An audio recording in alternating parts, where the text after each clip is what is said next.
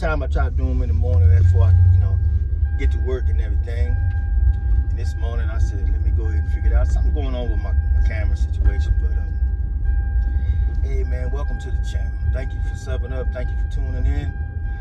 If you haven't subbed, please take that time. It ain't cost you nothing. Just hit that little sub button right there. It helps the channel grow. Like the video. Hey, comment, share the video. Man, boxing, man. I'm gonna hit a little bit of boxing for you right now because it's getting kind of crazy, man. Getting kind of crazy. We got some good fights coming up Saturday. I'll talk about them. But I really can't go no further. I gotta talk about Teofimo Lopez, man. And it's just crazy to me, all of the crazy insanity of the past year and all the things that have taken place, especially since the Devin and Ryan fight, and all of the controversial things that Teofimo has done. And he offers for the excuses that he's trying to make the fights, and this is his way of promotion and all of this and that to get the big fights. And for some people that's acceptable, but here it is now. He has $11 million offer to fight Devin Haney. The guy has never made more than $2 million in a single fight, and you have $11 million on the table. Come to find out, this isn't the first time that $11 million was offered to him. Now, he was originally offered $11 million to fight Boots Ennis, but as we know, Boots Ennis is, he's like Earl Spence was. He was really geared into becoming undisputed and trying to fight those champions. But he's having a difficulty with that, so he doesn't really have, Teo doesn't have a belt at 47 or anything like that that's going to make it profitable or even interesting to him. But I will say this, $11 million, I don't know what they was offering him, but they was offering Teo $11 million. I gotta feel like since he the champ, they had to at least give him the same amount. Hell, man, I would have took it. You got a little bit of time. This would have been like when Earl fought Mikey Garcia, he took time out of that and went over there and handled that right quick, I could see it happening. But even more to that, it raises the question, why is Teo so willing to fight Boots, who's a much more dangerous fighter than Devin, by conventional standards? He's known to have more punching power and more respected in that area, as everybody says. Devin Haney is pillow-fisted.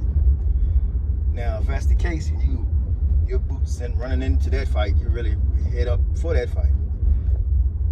But at the end of the day, he got nothing to lose about it. They'll say Boots was this and that, and you're supposed to lose. So I guess that's the consolation prize for him in that one. But anyway, he offered $11 million to him to fight Boots. They offered $11 million again to fight Keyshawn Davis. They had an actual phone call with him, Keyshawn, and Turkey Al-Rashid on the phone at the same time, and he turned it down to fight Keyshawn. Now, if you had noticed, Teofimo acts really funny around certain fighters at certain time. He talks all this jazz and everything when he gets to himself, but when he's around people, he don't have the same energy. You go back to what was it, the press conference that they had when him and Keyshawn was on there, and they was fighting other opponents. I think it was at the Claggett fight. Not really sure, but you could see him sitting on there with a book, and he was like, "Hey man, you talking all this, man?" You look like he's terrified.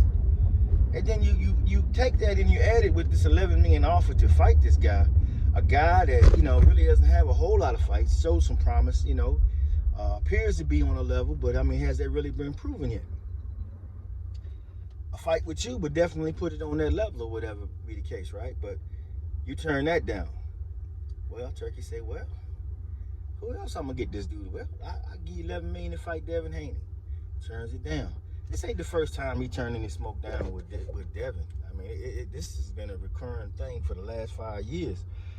He just does not seem to want to get in there, but he's said a lot of little jazzy stuff over the years behind Devin's back, He said something about the man having fellatio lips.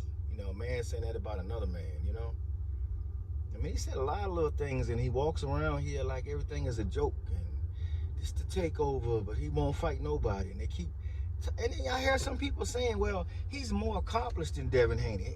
Can somebody explain that to me?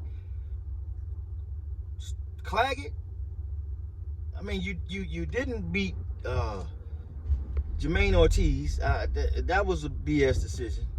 You didn't beat Sandor Martin. That's another BS decision.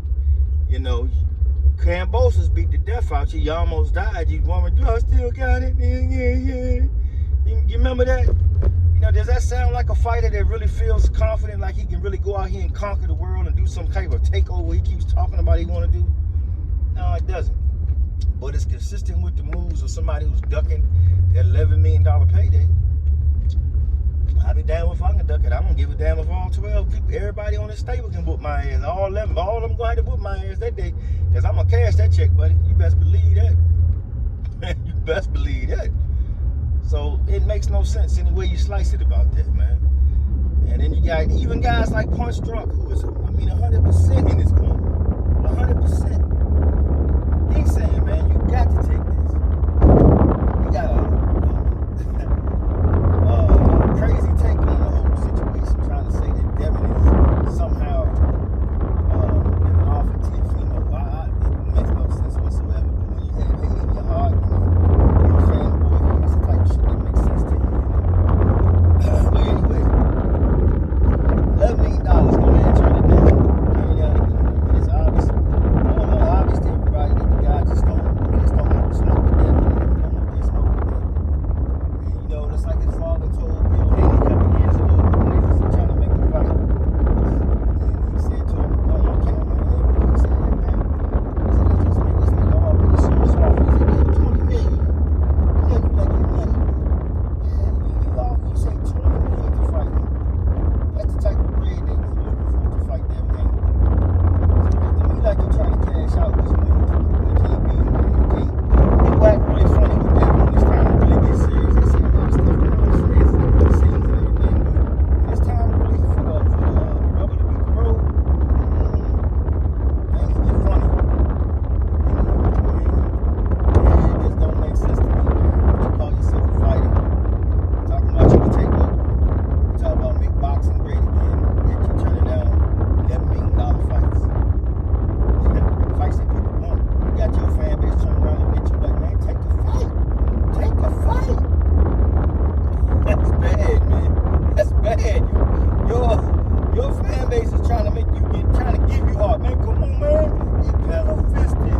Even old buttermilk